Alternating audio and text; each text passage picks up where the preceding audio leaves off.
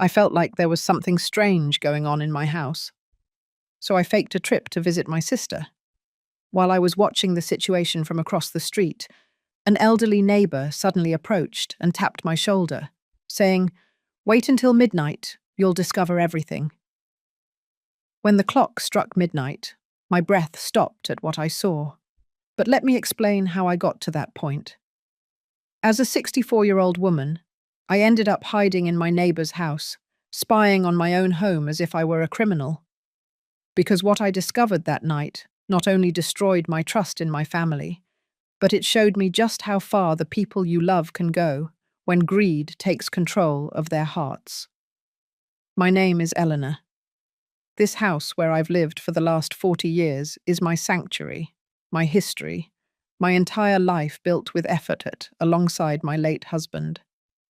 Every corner here holds our memories. The kitchen where we prepared Sunday morning breakfast, the living room where we watched our son Robert grow up, the garden we cultivated with our own hands. When my husband died 7 years ago, Robert insisted on moving here with his wife, Audrey. "So you won't be alone, Mum," he told me. At the time, I thought it was filial love. How naive I was. The first few months were quiet, almost happy. We ate dinner together, talked, and laughed. Audrey was attentive, even affectionate. She helped me with the grocery shopping, cooked my favorite meals, like a good pot roast or mashed potatoes. Robert fixed things around the house that broke down. I thought, what a blessing to have my family close in my old age. But about 4 months ago, something changed. It was as if someone had flipped an invisible switch. The smiles became mechanical, the conversations forced, and the whispers began. At first, I thought it was my imagination, that my age was playing tricks on me. But the whispers were real. Every time I entered a room, they would abruptly stop talking. Robert would quickly put away his phone, with a swift, almost guilty motion. Audrey would change the subject with a tense smile. "What were you talking about?" I would ask them. "Nothing important," Audrey replied with that sweet voice that was starting to sound hollow to me. "Work stuff, Mum," Robert would add, without looking me in the eye. Then I noticed other details. The door to my old master bedroom, the one I had converted into storage after my husband's death, was always locked now. Before, it remained open. "Why do you lock that room?" I asked one day. Audrey responded too quickly. "It's just that there's a moisture problem. We don't want your things to get damaged." But I didn't remember giving permission for them to touch that room. I didn't remember talking about moisture. And when I walked down the hall at night, I heard strange noises coming from there. Footsteps, muffled voices, laughs that weren't my son's or my daughter-in-law's. One night, close to 11, I heard the unmistakable sound of the front door opening. I got out of bed and walked carefully to the hallway, making sure not to make a sound. From my bedroom, I could see the entrance. I saw Audrey receiving a young woman with a small suitcase. They spoke in a low voice. The woman handed something over, cash maybe, and Audrey quickly tucked it into her pants pocket. Then she guided her down the hall, precisely toward that room that supposedly had a moisture issue. I heard the sound of the key turning. The door opened. Yellow light spilled out, and then it closed again. The next morning, during breakfast, I didn't mention anything. I only observed. Audrey prepared coffee with that perfect smile that no longer fooled me. Robert was reading the news on his phone, distracted. "Did you sleep well?" I asked casually. "Very well, Mum," Robert replied without looking up. "Like babies," Audrey added. Liars. Both of them were liars. But I needed proof. I needed to know exactly what was happening in my own home before I confronted them. That same afternoon, while Audrey was out at the grocery store and Robert was at his job, I tried to open the room's door. I had my own set of keys, of course. It was my house. But when I tried to use my master key, I discovered they had changed the lock. They changed the lock on a room in my own house without telling me anything. My heart pounded hard. The rage began to boil in my chest. Who did they think they were? This was my property, my home. Every inch of this house belonged to me legally. But rage solves nothing. Rage only clouds judgment. So I took a deep breath and thought clearly. If they were hiding something, I needed to discover it without them suspecting that I knew. I needed a plan. And then it occurred to me. I would fake a trip. I would tell them I was visiting my sister in another city, like maybe Boston. I would leave them alone. And I would watch from afar what they did when they thought I wasn't around. That's when I talked to Moses, my lifelong neighbor. He lives right across the street from my house. From his window, he has a direct view of my front entrance. I told him my suspicions, and what he told me chilled my blood. Eleanor, I've noticed strange things, too, Moses told me in a low voice while pouring me some iced tea in his kitchen. Moses is 72 years old. He's a widower like me, and we've been neighbors since my husband and I built this house. He knows every corner of my life, every joy, and every sorrow. For weeks I've wanted to tell you something, but I didn't know if I should get involved. I didn't want to worry you without being sure. His hand trembled slightly as he held the cup. What have you seen, Moses? I asked him, feeling fear settle in my stomach like a cold stone. He sighed deeply before answering. I've seen people coming and going from your house at odd hours, always at night, always with suitcases or backpacks. Sometimes they are young women, sometimes couples. Never the same people. They arrive in taxis, in private cars. Audrey receives them at the door. They talk briefly, and then they go inside. The next day, early in the morning, they leave. Everything is very fast, very discreet, as if they are doing something they don't want anyone to see. His words confirmed my worst suspicions. I wasn't crazy. It wasn't my imagination. Something really was happening in my house. Something that involved strangers, money, and secrets. Why didn't you tell me sooner? I asked him, feeling a mixture of relief and anguish. Because I hoped I was wrong, Moses replied. Because I wanted to believe there was a logical explanation. Maybe friends of Robert's, I thought. Maybe family of Audrey's, who needed temporary lodging. But when I saw Audrey receiving cash at the door last week, I knew this was a business. And a business done in secret is never an honest business. He leaned forward and lowered his voice, as if someone could hear us. Eleanor, I think they are using your house for something. I don't know exactly what, but it's something they don't want you to know.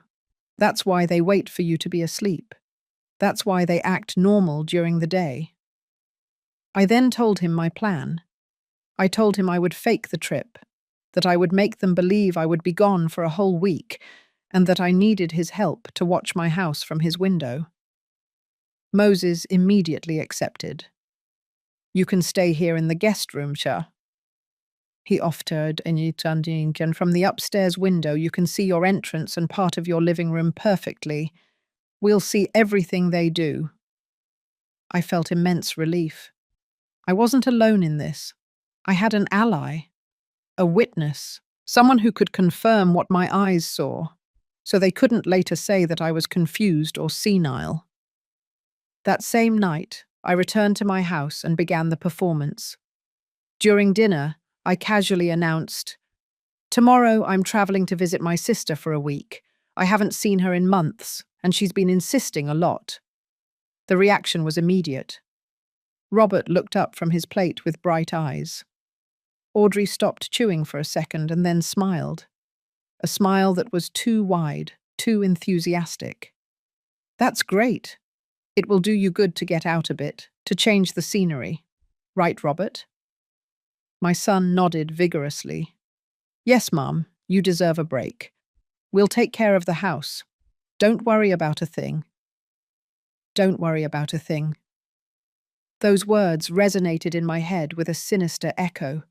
The way they said it, with that barely concealed relief, with that urgency to see me leave. I continued with my act. I need you to water the plants in the garden every other day. And please keep the house tidy. You know I don't like clutter. Audrey nodded with exaggerated enthusiasm.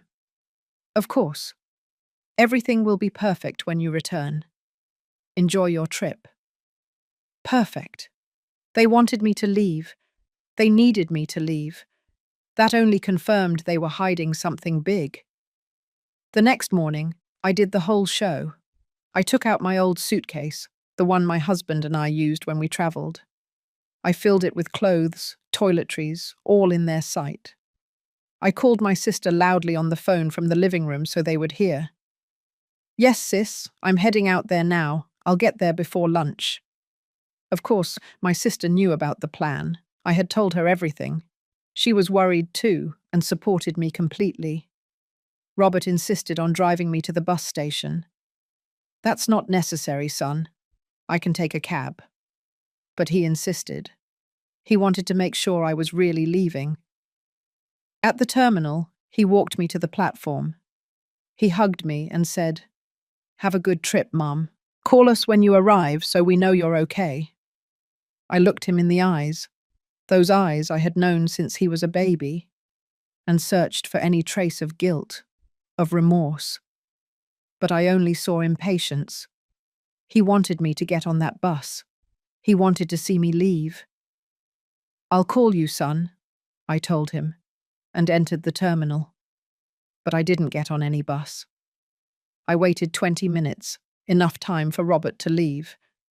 Then I left through another door, took a cab, and gave the driver Moses' address. When I arrived at my neighbor's house, he already had everything prepared. He showed me the guest room on the second floor. From the window, my house was fully visible. The front entrance, the small front yard, part of the living room through the curtains. "Now all we have to do is wait," Moses said, "and observe." I sat by the window with a knot in my stomach. My own house, the place where I had been happy for decades, now felt like enemy territory, a place I needed to spy on from afar, to discover what the people I had loved and protected were doing. The first few hours were normal. Audrey went out to the grocery store around 10 in the morning. Robert left for work as always. The house was left alone, silent. But when evening fell, around 6, I saw something that made me hold my breath. A silver car parked in front of my house. A young couple got out, maybe in their 30s. They were carrying a large suitcase and 2 backpacks. Audrey opened the door before they could ring the doorbell, as if she were expecting them. She greeted them with smiles. They spoke briefly. The man took out his wallet and handed cash to Audrey. She quickly counted it and invited them in.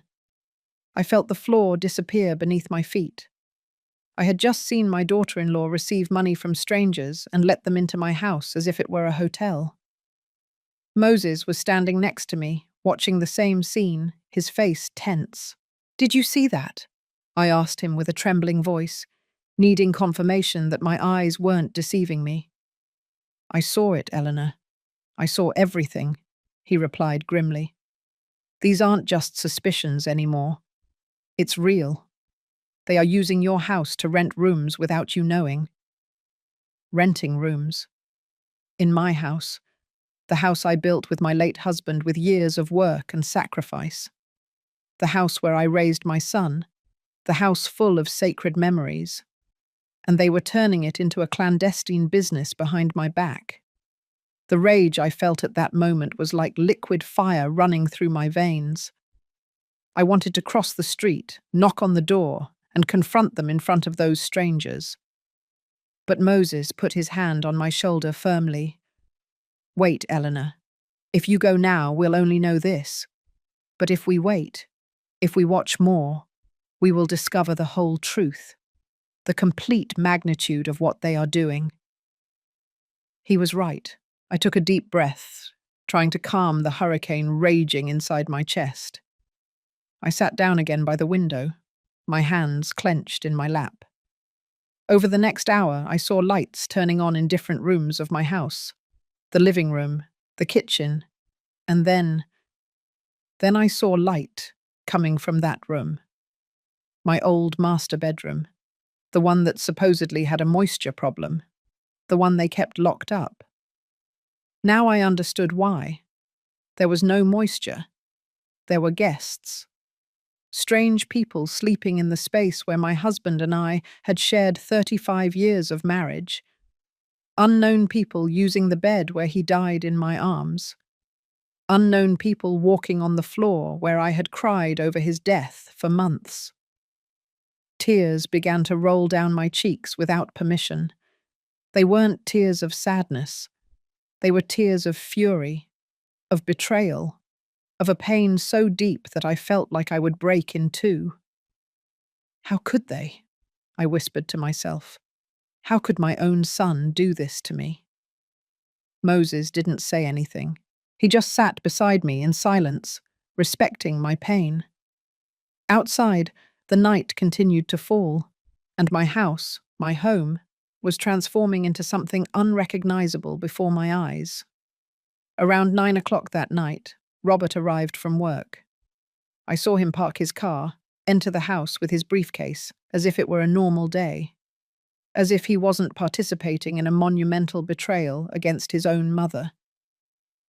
20 minutes later, another couple arrived, younger this time, maybe 25 years old.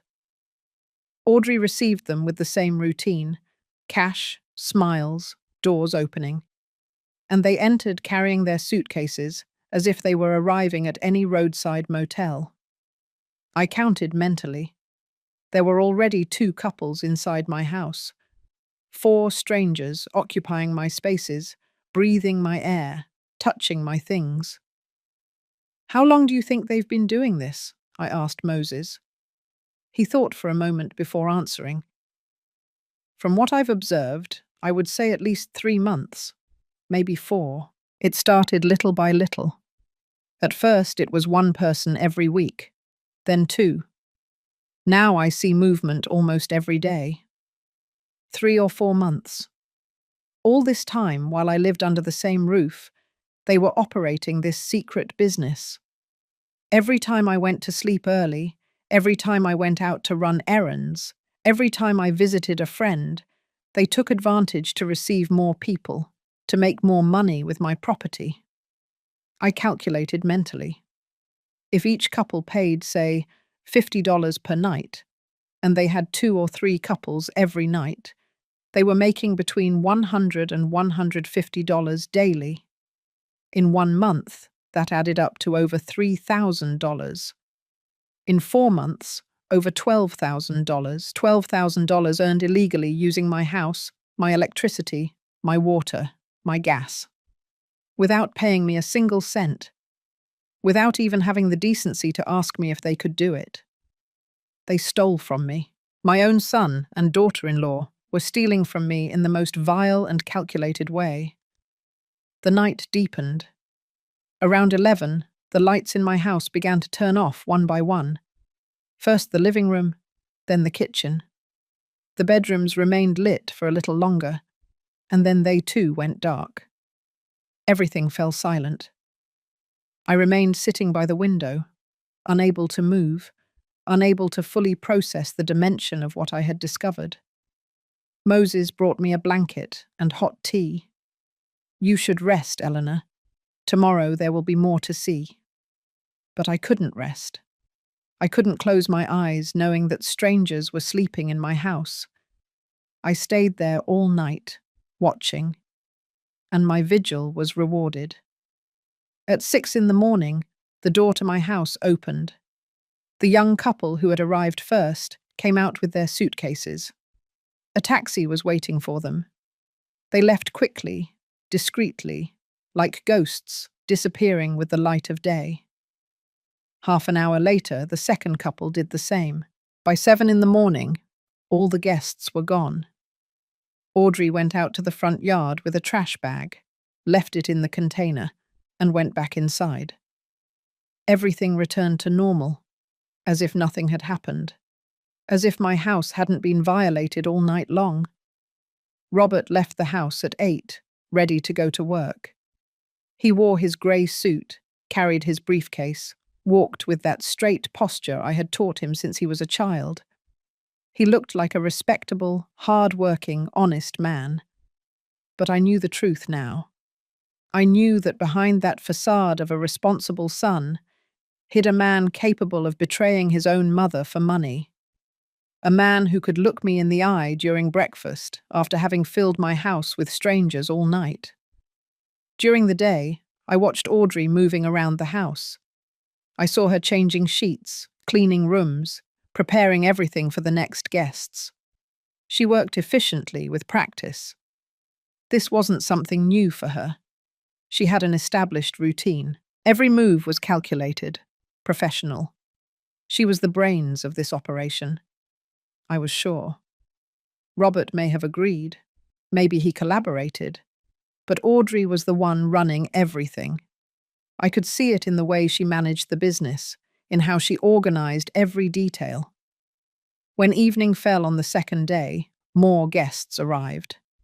This time it was 3 people, 2 men and a woman. They seemed to be friends, traveling together. Audrey received them the same way as the previous ones. Cash in hand, professional smiles, doors opening. And I kept watching from Moses' window, mentally documenting every movement, every transaction, every betrayal. Moses had suggested taking pictures, but I didn't want digital evidence yet. First, I needed to understand the complete operation. I needed to know if there was something else, something worse that I hadn't discovered yet. And then Moses told me something that changed everything. It was the night of the second day, close to 10, when he approached me with a serious expression. "Eleanor, there's something else you need to know. Something I've been hesitant to tell you or not." My heart sped up. "What is it, Moses?" He sat across from me, his elderly eyes full of worry. 2 weeks ago, I saw Audrey meeting a man at the corner coffee shop. It wasn't Robert. It was someone older, well-dressed, with a lawyer or doctor's briefcase. They talked for almost an hour. I was at the next table, and even though I didn't want to listen, some words reached my ears. I leaned forward, every muscle in my body tense. "What words, Moses?" He swallowed before continuing. "I heard something about documents, about mental competency, about medical evaluations, and about nursing homes." The world stopped. Those words fell on me like blocks of ice. Mental competency, medical evaluations, nursing homes. No, they couldn't be planning that. "Are you sure about what you heard?" I asked in a barely audible voice. Moses nodded slowly. "Wait until Friday midnight, Eleanor. I've noticed that Fridays are special. There's more movement, more people, more activity. Wait until Friday midnight. You'll discover everything." Moses' words resonated in my head like funeral bells. Mental competency, medical evaluations, nursing homes. It couldn't be a coincidence. Not after discovering they were using my house as a clandestine business. This was bigger, darker, more calculated than I had imagined. They weren't just stealing from me. They were preparing me for something worse. Something that would take away not just my house, but my freedom, my dignity, my entire life. I spent the next 3 days in a state of constant alert. Every morning I watched the guests leave my house. Every night I saw new ones arrive. The flow was constant, almost industrial. Audrey managed everything with military precision. She had a notebook where she wrote down schedules, names, payments. I saw it once when she left it on the kitchen counter while preparing coffee. Even from a distance, I could see columns of numbers, dates, codes. This wasn't an improvised business. It was a well-planned operation, with records, a system, with months of preparation. Robert participated less visibly, but he was a full accomplice. He was the one who changed the sheets Audrey couldn't manage to wash. He bought the extra supplies they needed: soaps, toilet paper, towels. He kept the lawn impeccable to make a good impression on the guests. And every night, when he thought no one saw him, he counted the cash with Audrey at the dining room table. I watched them through the window, illuminated by the hanging lamp my husband had installed 20 years ago. Their hands passed over $20, $50, $100 bills. They made piles. They put them in envelopes. They smiled with that greedy smile that turned my stomach. On Thursday night, I decided to do something risky. I needed more information. I needed to understand exactly what Audrey had said in that meeting with the man with the briefcase. So I called Ellen, my lifelong lawyer friend. Ellen and I met 30 years ago in a sewing class. She was always brilliant. She studied law in her 40s. She specialized in family and property law. If anyone could help me understand the legal implications of what was happening, it was her. "Eleanor, what you're telling me is extremely serious," Ellen told me over the phone, her voice full of professional concern. "If they are operating a lodging business without permits, without paying taxes, without your consent as the property owner, they are committing multiple felonies: fraud, misuse of someone else's property, tax evasion. But what worries me more is what you mentioned about mental competency and nursing homes. Eleanor, does your son have any power of attorney over you? Any signed document that gives him authority over your decisions?" I thought carefully. "No, I never signed anything like that. All my documents are in my safe deposit box at the bank." Ellen sighed with relief. "That's good. Very good. But listen to me carefully. If they are consulting with someone about declaring you mentally incompetent, it means they are looking for a legal way to take control of your assets.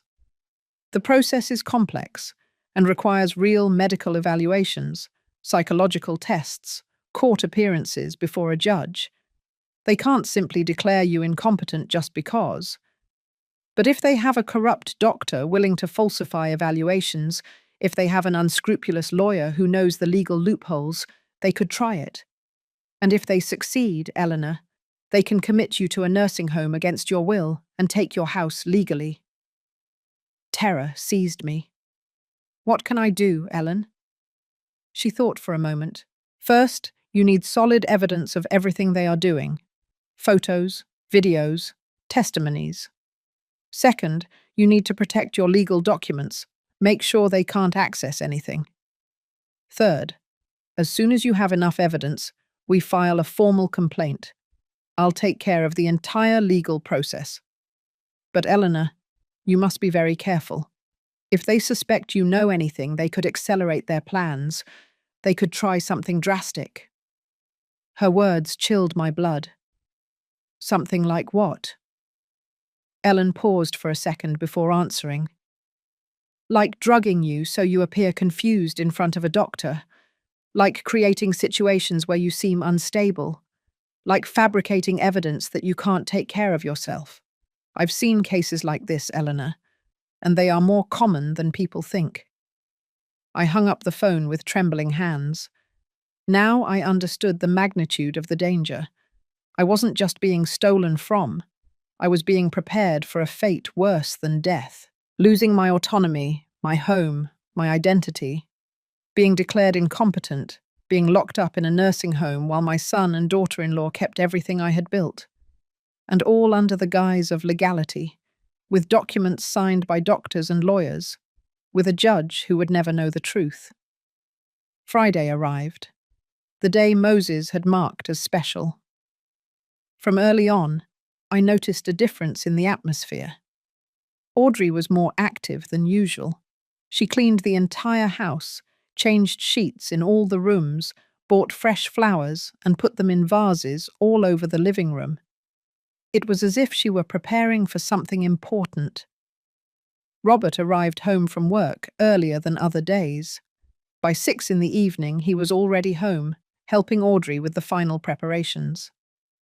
At 7, the parade began. It wasn't one or two couples like the previous days. They were groups.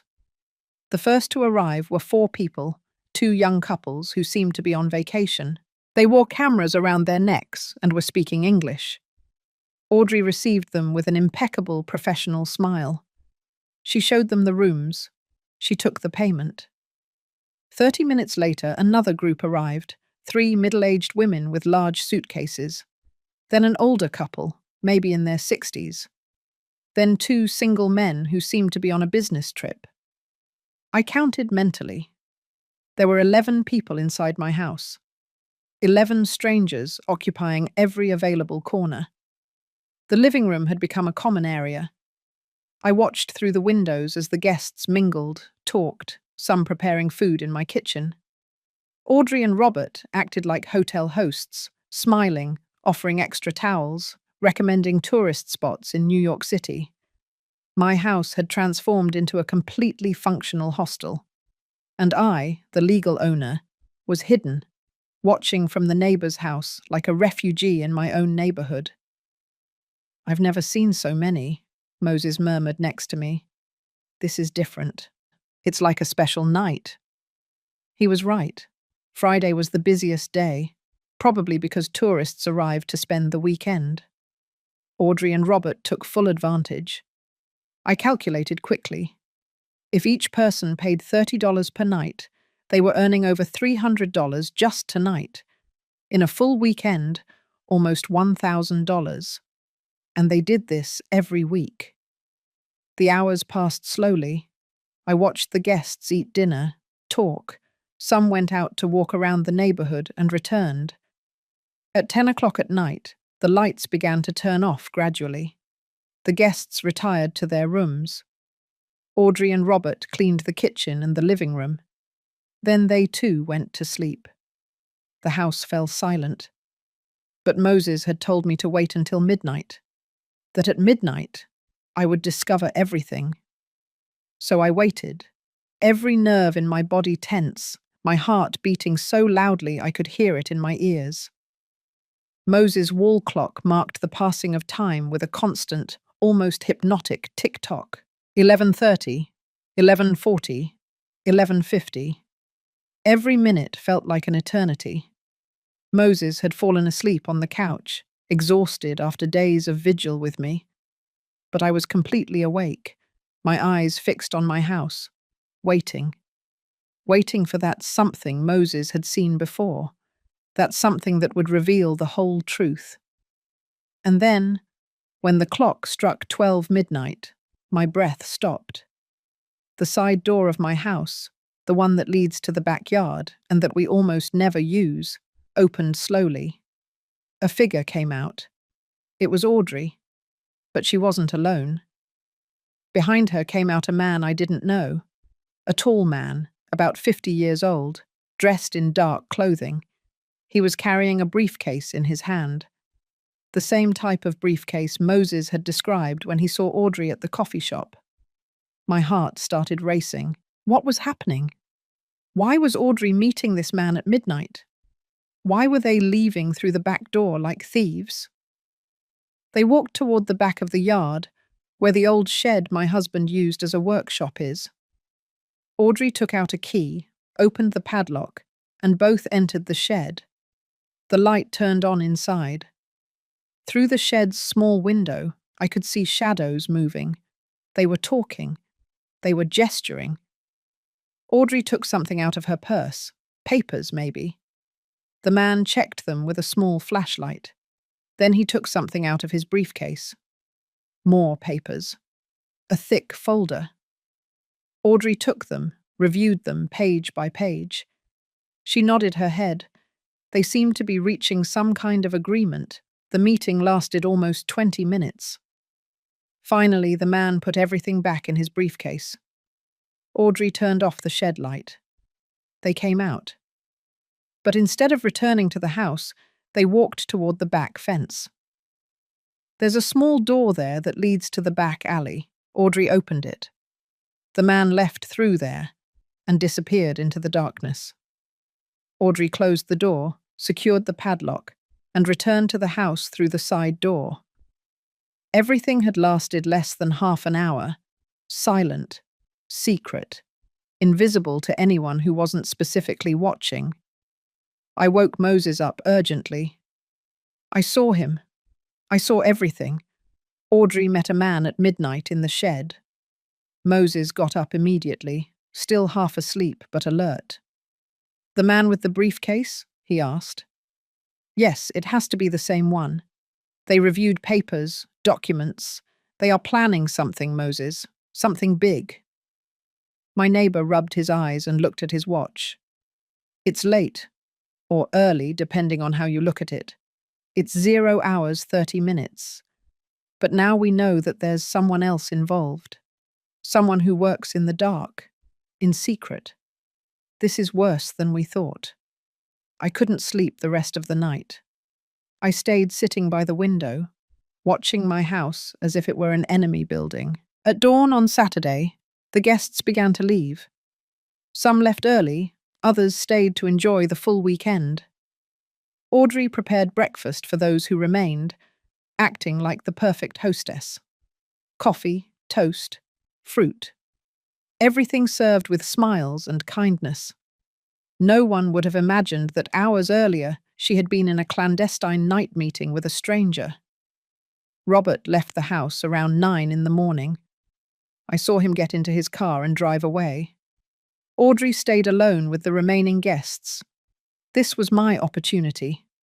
I needed to get into that shed. I needed to see if they had left anything, any clue about what they were planning. I told Moses my plan. He tried to dissuade me. "It's too risky, Eleanor, if Audrey sees you." But I was determined. "I have the key to the back fence. I can enter through the alley without anyone seeing me. Audrey is busy with the guests in the front of the house. She won't see me." Moses finally agreed, but insisted on accompanying me to the alley to keep watch. We left his house through the back door. We walked through the silent alley. It was Saturday morning, and the neighborhood was quiet. Most people were still sleeping or eating breakfast in their homes. We reached the back door of my property. I took out my key with trembling hands. The padlock gave a soft click.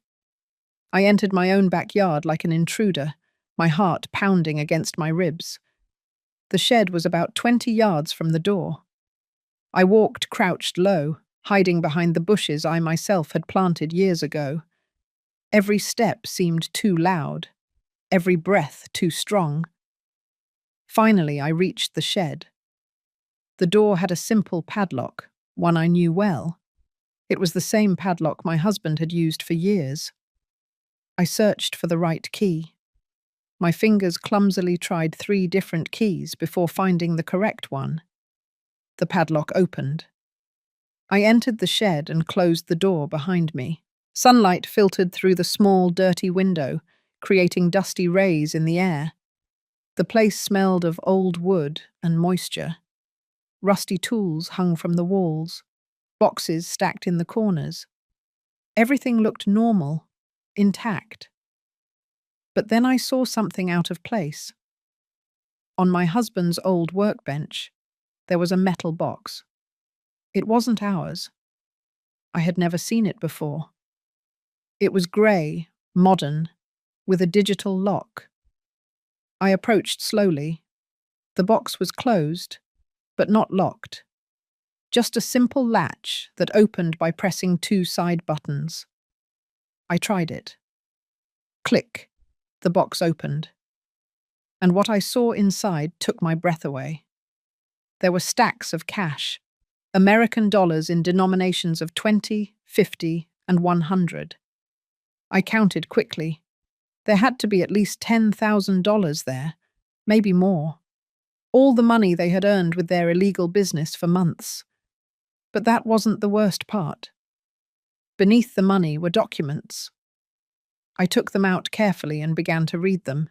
The first was a rental agreement, a contract where my house appeared, registered as a property available for temporary rental and tourist lodging. The owner's name read Robert Vega, my son, but that was impossible. I was the legal owner.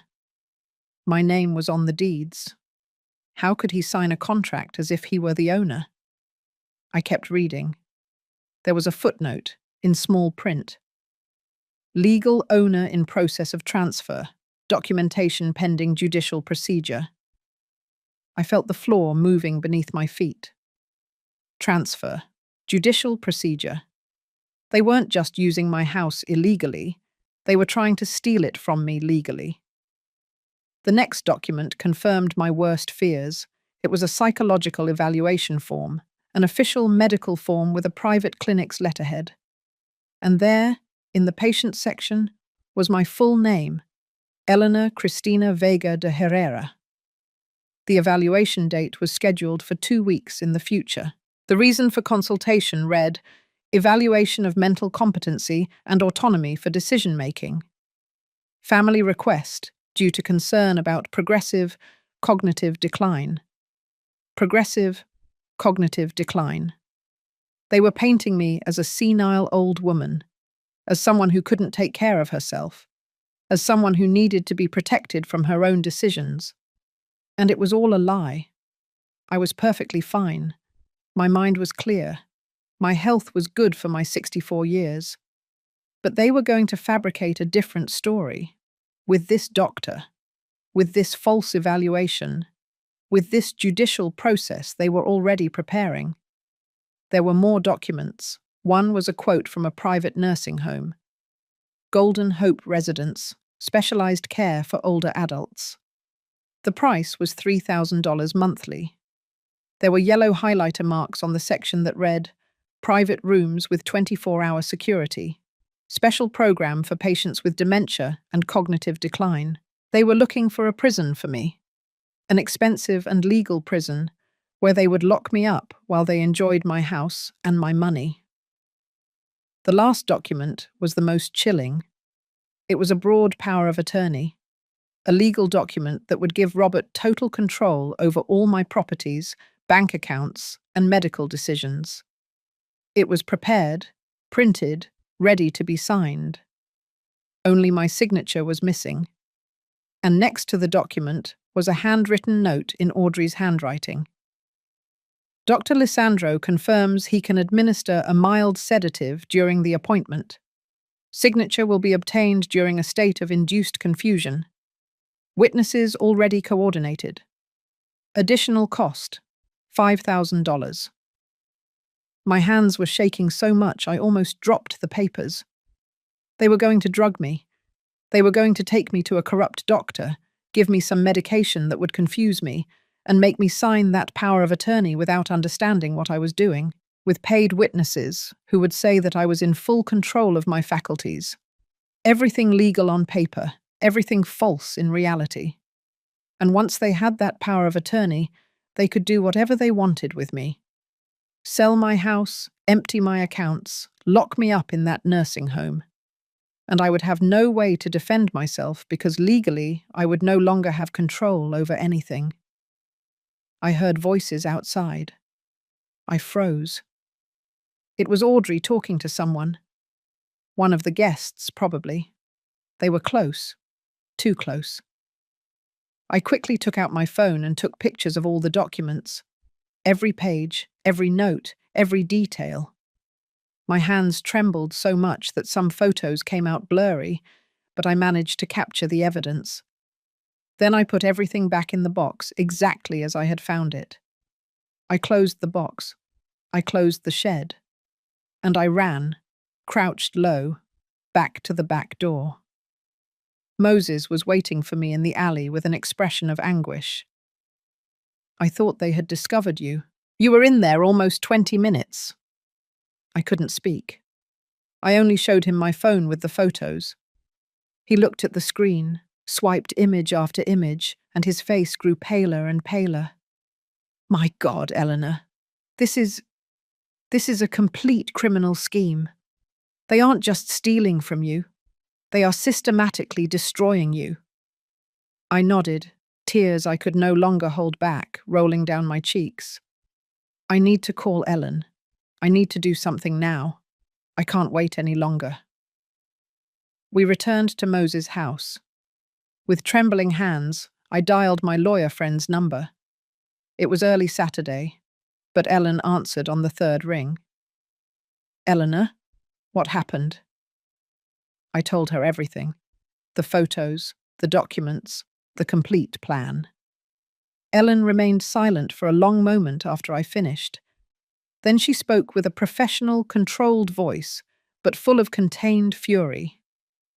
Eleanor, this is planned kidnapping, document fraud, conspiracy to commit several serious crimes. With the evidence you have, we can stop them. But you need to act fast. If that medical appointment is in 2 weeks, it means they are going to accelerate everything soon. What should I do? I asked. Ellen took a deep breath. First, don't return to that house yet. Stay where you are safe. Second, tomorrow, Sunday, I need you to come to my office. We will bring in a trusted notary. We will make legal documents to protect your assets immediately. Third, on Monday, we will file a formal complaint with all this evidence. And fourth, she paused. Fourth, we are going to set a trap for them. A trap, I repeated Ellen's words, not fully understanding. My mind was still processing everything I had discovered in the shed. The false documents, the plan to drug me, the nursing home already quoted. Everything was too much, too dark, too calculated. Yes, Eleanor, a trap, Ellen confirmed firmly. They think you don't know anything. They think you are still traveling, trusting and naive. That is your advantage. You have evidence that they don't know you possess. Now we are going to use it strategically to ensure they face full legal consequences. We don't just want to stop them. We want them to pay for every part of their criminal plan. On Sunday morning, Moses drove me in his car to Ellen's office in Los Angeles. She was waiting for me with another man, the notary she had mentioned. His name was Henry. He was about 50 years old, with a serious but kind face. Mrs. Vega, I am very sorry for what you are going through, he told me while shaking my hand. But I want you to know that we are going to protect your assets completely. When we finish today, your son will not be able to touch a single cent of your estate without facing immediate criminal charges. Over the next 3 hours, I signed documents, many documents. Ellen explained them one by one with patience. This is a revocable power of attorney. It cancels any power that might exist in Robert's name, existing or future. This other one is a declaration of full mental competency, certified by a forensic psychologist who will come to evaluate you tomorrow. This is a new will that replaces any previous version and specifies that Robert is excluded as an heir due to fraudulent actions. And this last one is a preventative protection order that we will file with the judge on Monday. Each signature I put on those papers made me feel stronger, more in control. I was no longer the confused victim spying from the neighbor's window. Now I was a woman taking definitive legal action against those who tried to destroy me. And the trap? I asked when we finished with the documents. Ellen smiled. It wasn't a cheerful smile.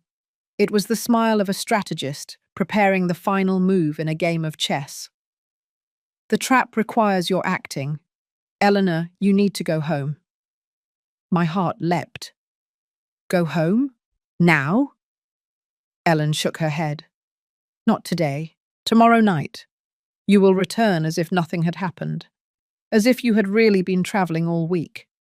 You will arrive tired, happy to be home, without the slightest suspicion of what you have discovered.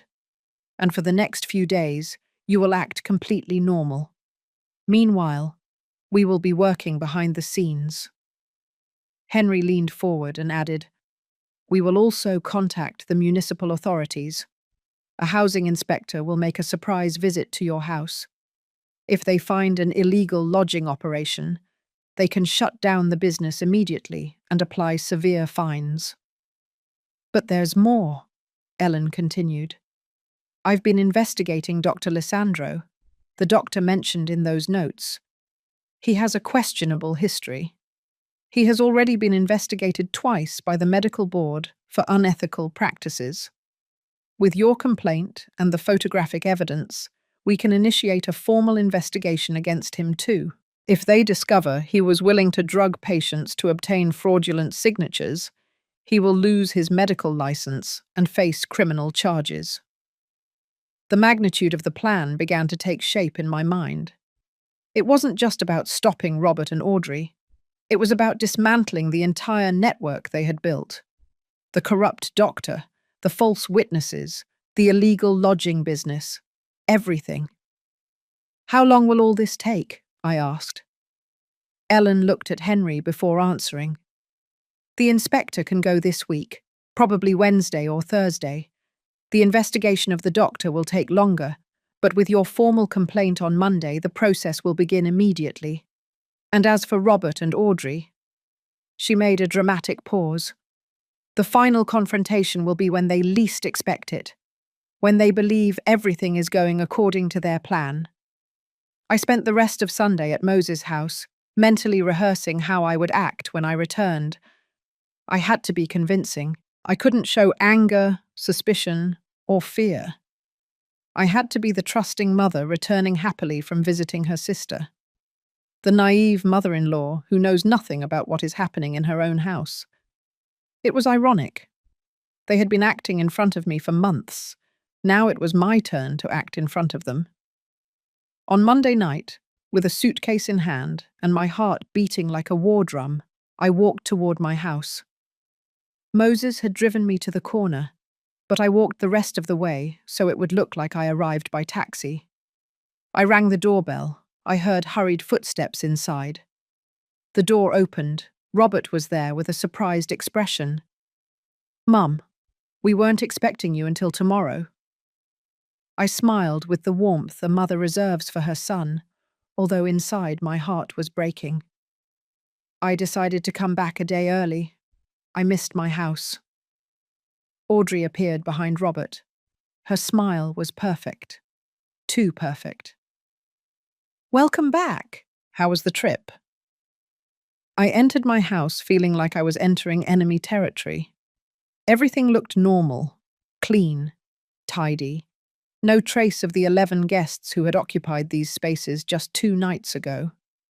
Audrey had done an impeccable job erasing the evidence. "The trip was wonderful," I lied with surprising ease. "My sister spoiled me a lot. But you know, there's no place like your own home."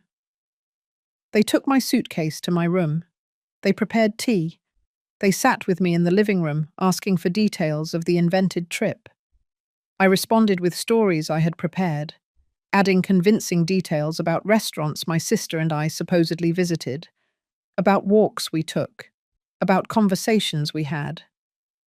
Robert and Audrey listened, nodded, smiled. But I could see something behind their eyes. Relief. Relief that I had returned without suspicion. Relief that their secret remained intact. "The house looks very nice," I commented, looking around. "You took care of it perfectly," Audrey responded quickly, perhaps too quickly. "Of course. We cleaned everything, watered the garden, everything as you asked." I took a sip of tea and added casually, "It even smells different, like new cleaner." I saw a micro flash of panic in Audrey's eyes. "Oh yes, we did a deep cleaning. We wanted everything to be perfect for your return."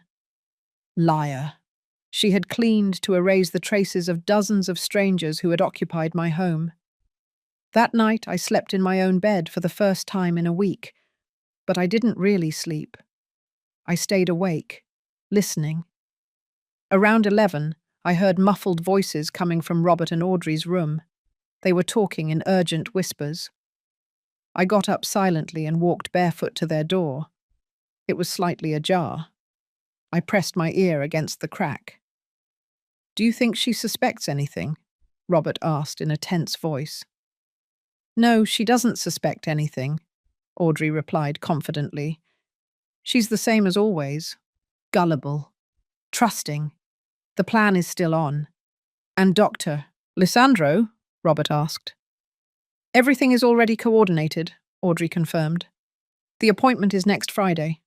We'll give her the sedative in her breakfast. We'll say we're taking her for a routine checkup. By the time she realizes what she signed, it will be too late. The power of attorney will be registered, and we will have complete control." There was a silence. Then Robert spoke in a voice I barely recognized as my son's. "And after that?" Audrey replied coldly. "After that, we commit her. We already have the place. Golden Hope Residence accepts patients with cognitive decline. We'll visit her once a month to keep up appearances. And in the meantime, this house will be completely ours. Completely ours." Those words pierced me like knives. I returned to my room in silence, with silent tears rolling down my face. But they weren't tears of defeat. They were tears of pure rage and steel determination. They had sealed their fate. I had just heard the complete confession, and even though I hadn't recorded it, I now knew every detail of their plan, including the exact date. Next Friday. I had less than a week to execute the perfect counter-trap. On Tuesday morning, I acted as if nothing had happened. I made coffee, prepared breakfast, and chatted with Robert and Audrey about trivialities. They were also acting. We were all actors in this macabre play, where each one knew a different script. But I had an advantage. I knew they were acting. They didn't know I was doing it too. As soon as Robert left for work and Audrey went out to the grocery store, I called Ellen from my room with the door closed. I told her word for word what I had heard the night before. "Perfect," she said with satisfaction. "Friday is the appointment with the corrupt doctor. That gives us time. The municipal inspector will visit your house on Thursday. It's better that it is before they try to drug you." "Do you think they will receive guests this week?" I thought for a moment. "Probably Thursday and Friday night. They always have more movement on those days." Ellen paused thoughtfully. "Then we will coordinate the inspector's visit for Thursday night, when the house is full of living evidence." Over the next 2 days, I maintained my perfect performance. I acted like the sweet, trusting grandmother. I asked Audrey if she needed help with anything. I offered Robert his favorite cookies that I baked specially. They seemed relaxed, convinced that their plan remained intact. On Wednesday night, Audrey even showed me a brochure. "I found this health center that offers preventive checkups for people your age, Mum. How about I take you on Friday? It's free for seniors." Free. Liar. They were going to pay $5,000 for that checkup. I feigned genuine interest.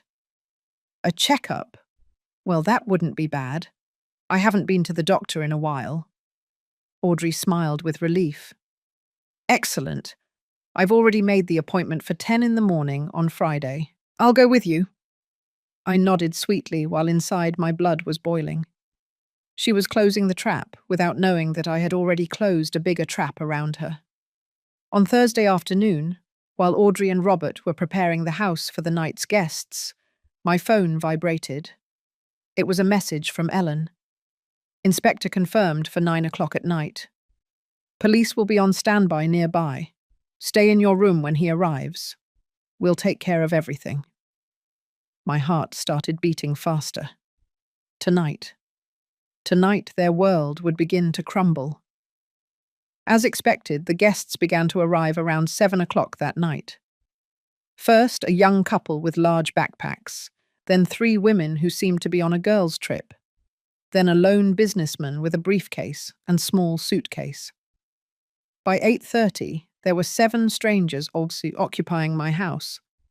Audrey played her role as the expert hostess. Robert helped with the bags. He showed them the rooms. He smiled professionally. I was in my room, supposedly reading, but in reality, I was waiting, watching the clock. Every minute felt like an hour. 8:40, 8:50, 5 minutes to 9. And then I heard the sound I had been waiting for. The doorbell. Firm. Authoritative. It wasn't the doorbell of an expected guest. It was the doorbell of someone with authority. I heard hurried footsteps. Robert's voice asking who it was from inside, and then a strong male voice from outside. "Municipal inspector, open the door, please." Silence. A heavy, dense silence, then the sound of the door opening slowly. "Inspector, is there a problem?" Robert asked in a voice that tried to sound calm but failed. "We received an anonymous complaint about an illegal lodging operation at this address. I need to inspect the property." "There must be a mistake," I heard Audrey's voice, more high-pitched than normal. "This is a private residence. We don't operate any business." The inspector replied with a professional but inflexible tone. "Then you won't mind if I verify. I have an inspection order signed by the municipal judge. If you don't voluntarily let me in, I will return with the police and a search warrant." There was another silence. Then Robert yielded. "Of course, Inspector. Come in." I peeked just a crack out of my door. I could see part of the living room. The inspector was a man in his 40s, dressed in an official municipal shirt, clipboard in hand. Behind him was another younger man, probably his assistant, with a camera. They began to walk through the house. The inspector asked questions. "How many people reside here permanently?" Robert answered with a trembling voice. "3. My mother, my wife, and me." The inspector looked around the living room. There were the 7 guests, some sitting on the sofa, others standing, all with confused expressions. "And these people are?" Audrey tried to improvise. They are friends visiting." The inspector walked toward one of the guests, a man in his 30s. "Are you a friend of the family?" The man, honest or perhaps nervous, replied, "No, sir. I reserved a room online. I paid $35 a night." Robert's face went pale. Audrey tried to intervene. "He's confused. Inspector, I don't know what he's talking about." But the inspector was already walking toward the bedrooms. He opened the door to what had been my master bedroom.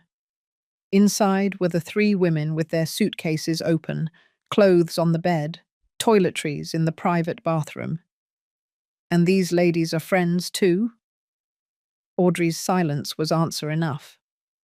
The inspector took out a measuring device from his briefcase. He began to count the occupied rooms, taking photos of each one. His assistant documented everything with the camera. "Room 1, occupied by 2 non-residents. Room 2, occupied by 3 non-residents. Room 3, occupied by 1 non-resident. Shared bathrooms, showing multiple use. Kitchen with utensils for more than 3 people. Extra towels piled in the hallway." Every sentence was another nail in the coffin of their illegal business. Robert attempted one last defense. "Inspector, this is a misunderstanding. Perhaps we occasionally help acquaintances who need lodging, but it's not a business." The inspector interrupted him. "Do you charge money for that lodging?" Robert hesitated. "Well, sometimes we receive a voluntary contribution for expenses." The inspector shook his head. "That's called a business, a lodging business. And to operate a lodging business, you need a commercial license, a tourist operating permit, a fire safety certificate, a sanitation certificate, and payment of corresponding taxes. Do you have any of those documents?" The silence was absolute.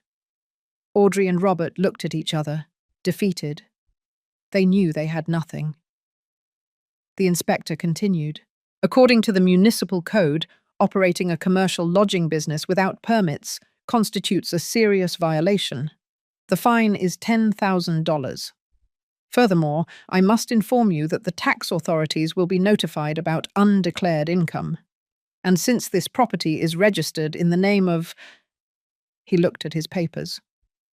Elena Cristina Vega de Herrera, who according to records has not authorized any commercial activity, this could also constitute fraudulent use of someone else's property. I felt it was the moment. I opened my bedroom door and stepped out. All eyes turned toward me. The guests confused, the inspector with a professional expression, and Robert and Audrey with faces of pure terror. "Good evening," I said with a calm voice. "I am Eleanor Vega, the owner of this property." The inspector nodded respectfully. "Mrs. Vega, did you authorize the operation of a lodging business on your property?" I took a moment, looking directly into the eyes of my son and daughter-in-law. "No, Inspector. I authorized nothing. In fact, I just discovered this situation a few days ago." Audrey took a step toward me. "Mum, I can explain." I raised my hand, stopping her. "I don't want explanations, Audrey, not now." I turned to the inspector. "What happens now?" He closed his clipboard. "The current guests will have to vacate the property immediately. We will give them 30 minutes to gather their belongings. Your son and daughter-in-law will receive the official fine notification and will have to appear before the municipal judge next week. I have also notified the police. There are 2 officers outside in case additional assistance is needed for the eviction." The next 30 minutes were chaotic. The guests collected their things hastily, some demanding refunds from Audrey. She had kept the cash in her purse and had to return it under the watchful eye of the inspector. Robert remained paralyzed, unable to speak, watching as his illegal business crumbled in minutes. When the last guest left, the inspector handed me a copy of the official report. "Mrs. Vega, I recommend you consult with a lawyer.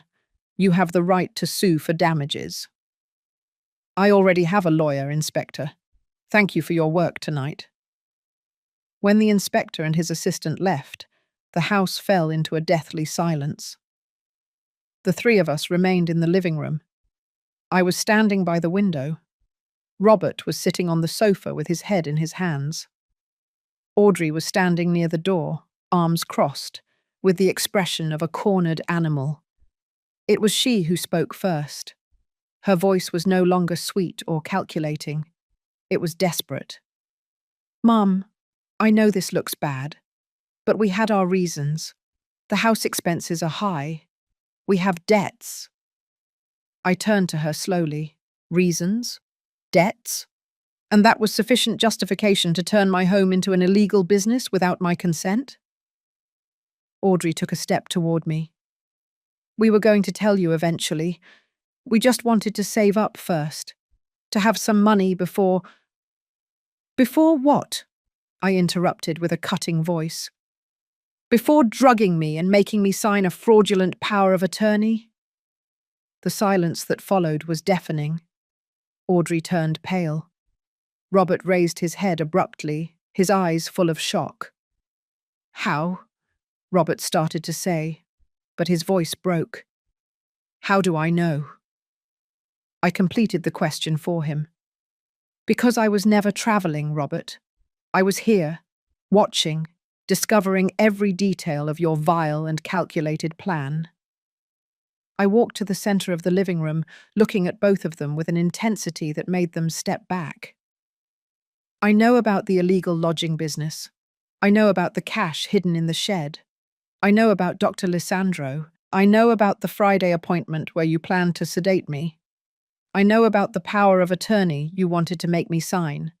And I know about the Golden Hope Residence nursing home where you planned to lock me up." Audrey shook her head frantically. No, it's not what you think. Yes, we talked to the doctor, but it was just for precaution, because we were worried about your health." "Stop the lies," I shouted. and my voice resonated in the walls of my own house. I found the documents, Audrey. I saw them with my own eyes. I read the notes written in your handwriting. Mild sedative during the appointment. Signature will be obtained during a state of induced confusion. Those were your exact words. Audrey's face lost all colour. Her lips trembled, but no sound came out. I turned to my son. And you, Robert, you, whom I raised, whom I loved, to whom I gave everything your father and I could give. How could you? Robert had tears rolling down his face.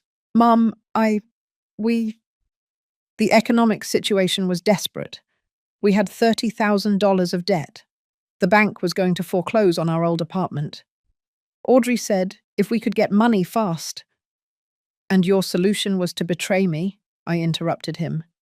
Your solution was to steal my house, my freedom, my dignity. It wasn't stealing, Audrey exploded in a high-pitched voice. This house is enormous. You live here alone. We were just taking advantage of the available space. And as for the power of attorney, it was to protect you. You're aging. You need someone to make decisions for you. I am 64 years old, I said with an icy voice. Not 80, not 90, 64. My mind is perfectly clear. My health is good. I don't need anyone to make decisions for me. What you were planning was not protection. It was legal kidnapping. Robert stood up, staggering. Mum, please, we can fix this. We'll give all the money back. We'll leave the house if you want. But please, don't report us. If you go to the police, we could go to jail. I looked him in the eyes, those eyes that once looked at me with a child's pure love, and I felt my heart breaking into pieces. And what did you want me to do, Robert? That I let you drug me? That I let you lock me up in a nursing home while you enjoyed my property? That I feigned dementia to make your life easier? It wasn't going to go that far, Robert murmured. Audrey was just exploring options, but I never would have. I heard your conversation last night, I interrupted him again. I heard you planning exactly that. I heard you saying you would visit me once a month to keep up appearances. I heard you turn me into a formality, into an obstacle that had to be managed. Robert collapsed back onto the sofa, sobbing. Audrey remained petrified, her mask of the perfect daughter-in-law finally completely destroyed. I took a deep breath, trying to maintain my composure. Tomorrow is Friday. You had planned to take me to Dr. Lisandro at 10 o'clock in the morning. Obviously, that is not going to happen. What is going to happen is this. You are going to pack your things and you are going to leave my house. You have until tomorrow at noon. Audrey reacted immediately. Evict us? Where are we going to go? You should have thought about that before you betrayed me, I replied without emotion. You have family, you have friends. Figure it out. Mom, please, Robert pleaded. We can't leave like this. We don't have money for a rental deposit. We have nothing. You have $10,000 in the box in the shed, I pointed out. The money you earned illegally with my property. You can use it for your deposit, although you will probably need to save it to pay the municipal fine and lawyer's fees. Audrey turned to me with blazing eyes. There were no longer pleas in her voice, only venom. You know what? Fine. We will leave your precious house. But don't think this ends here. We will get a lawyer. We will fight the fine. And we will sue for wrongful eviction. I smiled without humour. Go ahead, Audrey. Get a lawyer. But I warn you that my lawyer is very good. And she has photographic evidence of every fraudulent document, every criminal plan, every detail of your illegal operation. She has photos of the hidden cash, the false contracts, the notes about drugging me. Do you really want to go to court with that? Audrey's face fell apart. She finally understood that she was completely defeated, that I had played the game better, that while they were planning to destroy me, I was 2 steps ahead. There is something else you need to know, I continued. My lawyer has already filed documents revoking any power of attorney that might exist in my name. She filed a declaration of full mental competency certified by a forensic psychologist. And she filed a new will where Robert is specifically excluded as an heir due to his fraudulent actions. Robert raised his head abruptly. You disinherited me. His voice was a mixture of shock and pain. What did you expect? I replied with a tired voice. That I would reward you for trying to destroy me?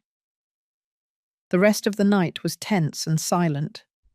Robert and Audrey locked themselves in their room. I sat in the living room, exhausted but relieved. Around midnight, I heard sounds of suitcases being dragged. They were packing. Reality had finally penetrated their heads. The next morning, Friday, I woke up early. I made coffee just for myself. I sat by the window watching the sunrise over the garden that my husband and I had cultivated together. At 9 in the morning, Robert and Audrey came down with 4 large suitcases. They didn't look at me. They loaded everything into their car in silence. Robert returned one last time. He left the house keys on the entrance table. For a moment, I thought he would say something, maybe an apology, maybe a final plea. But he only looked at me with empty eyes and left. I heard his car engine start. I heard the tires on the pavement driving away, and then silence. My house was empty. I was alone. I remained seated in the living room for a long time after they left. The house felt different, bigger, quieter, but also more mine than ever. I walked through every room slowly, reclaiming every space that had been violated by strangers. I opened the windows to let in fresh air. I stripped the sheets from all the beds that had been used by the guests. I would take them to be washed, but I honestly considered burning them. Some memories don't deserve to be preserved. Around noon, Moses knocked on my door. He brought a hot turkey chili he had prepared. I thought you might not be up for cooking today, he said with that kindness that only true friends possess. We sat down to eat together in my kitchen. I told him everything that had happened the night before. The inspector's arrival, the confrontation, the expulsion of Robert and Audrey. Moses listened in silence, nodding occasionally. When I finished, he placed his wrinkled hand on mine. You did the right thing, Eleanor. The painful thing, but the right thing. Why does it feel so awful then? I asked with a broken voice. Because it was your son, Moses replied with the wisdom of his 72 years. Because a mother's love doesn't simply go out just because the son betrays. It hurts precisely because you loved. If you didn't love, it wouldn't hurt. He was right. That night I cried. I cried for the son I thought I had and who maybe never really existed. I cried for the family I thought I had built. I cried for the betrayal, for the greed that had corrupted my own blood.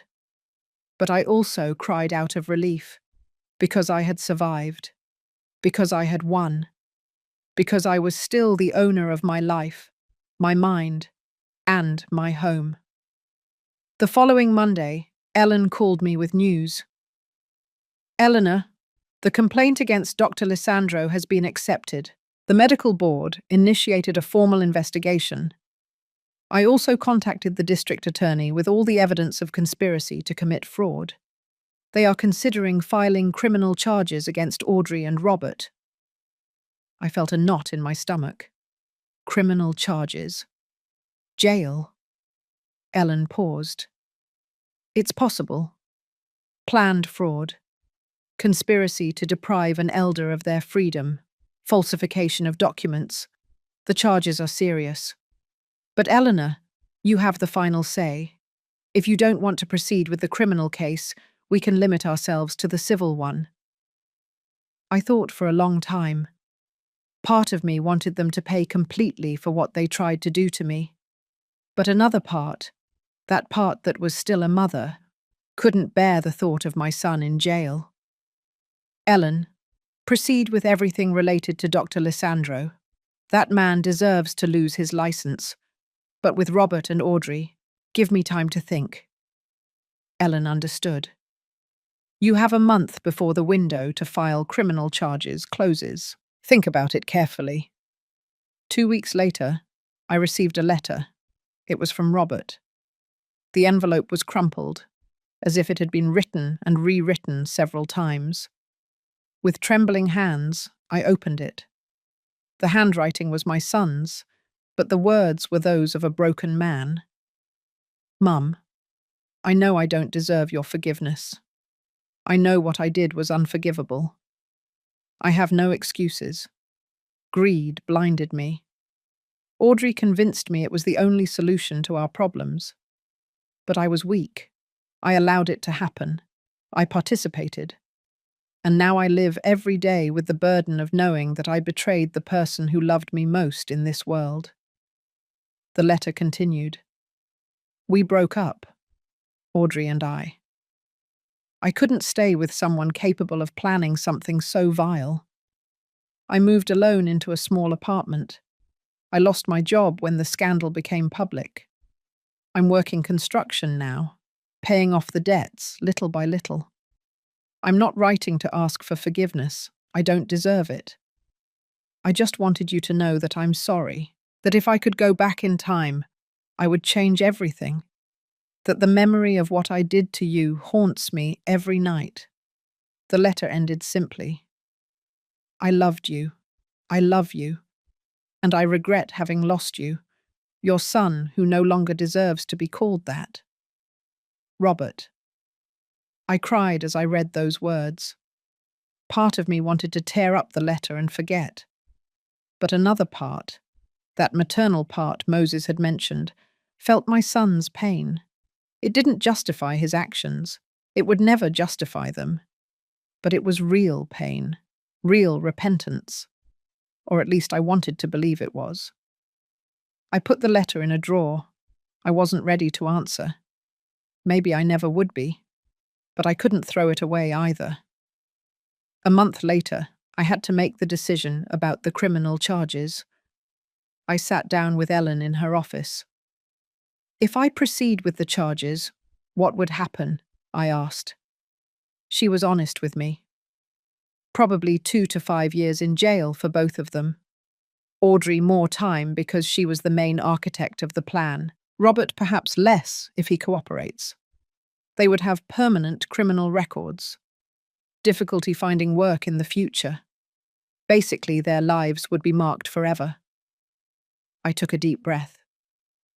And if I don't proceed? Ellen leaned forward. The municipal fine is still standing. They will have to pay it. Dr. Lissandro will lose his license regardless of what you decide about Robert and Audrey. And civilly, they are already legally prevented from coming near you or your property. I closed my eyes. I thought about my husband, what he would have wanted. I thought about the boy Robert once was, before greed corrupted him. I thought about the kind of person I wanted to be at the end of my life. I will not file criminal charges, I said finally. Ellen nodded without judgment. Are you sure? No, I admitted. But it is what I can live with. They will have to live with what they did. That is enough of a prison. Ellen smiled faintly. You are more generous than they deserve, Eleanor. 6 months have passed since that night when the inspector knocked on my door. The house is truly mine again now. I hired a professional cleaning company that eliminated all traces of the guests. I painted the walls new colors. I donated the furniture that had been used by strangers and bought new pieces. I converted my old master bedroom into an art studio. I always wanted to paint, and now I have the time and peace to do it. Moses is still my neighbor and my best friend. We eat dinner together twice a week. He helped me install a security system in the house, not because I am afraid, but because I now value my privacy more than ever. Ellen became more than my lawyer. She is my confidant, my legal protector, my friend. I made sure to update my will, leaving something to her for everything she did. And Robert? I haven't heard from him directly since that letter. But through mutual acquaintances, I know he is still working in construction, that he is slowly paying his debts, that he lives alone. There are days when I think about answering his letter. There are days when I think about calling him. But then I remember the box in the shed, the documents about drugging me, the conversations about locking me in a nursing home, and the wound bleeds again. Maybe someday I can forgive, not forget. I will never be able to forget, but maybe forgive. My therapist says that forgiveness is not for the person who hurt you, it is for yourself. To free yourself from the weight of hatred. I'm working on that. Slowly, painfully, but working. One afternoon, while painting in my new studio, Moses came to visit me.